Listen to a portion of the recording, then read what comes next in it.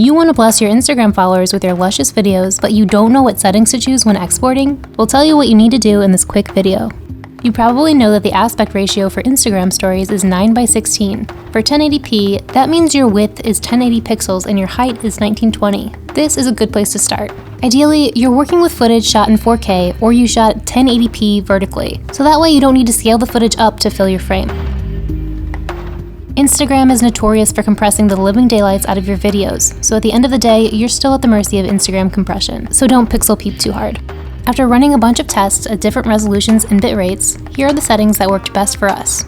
So here we have a video shot in 4K and sized and positioned on a 1080 by 1920 timeline. We'll go to File, Export. For format, we want H.264, and we can leave the preset alone since we'll be making some changes. Since our sequence is already set correctly to 1080 by 1920, we can leave that checked. Now, let's check Render at maximum depth, because this will give you a slightly higher quality render.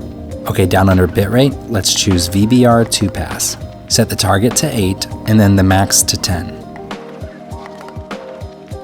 In the audio tab, if you have audio, you want it to be AAC, and a bitrate of 320 kilobits per second should work nicely. Now down here, we'll check Use Maximum Render Quality. Now we can save this preset so we don't have to change the settings every time we export an Instagram story.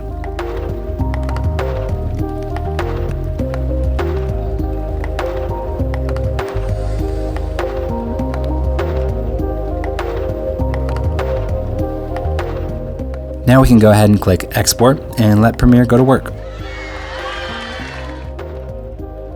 One last thing you can do if you'd like is add an adjustment layer over your footage and add a little sharpening since the compression tends to soften the footage. The sharpening in Lumetri works fine and doesn't slow the render process down too much, so try it out if you'd like. Here's with sharpening and without.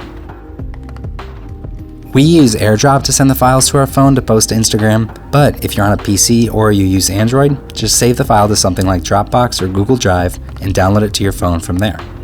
See you next time.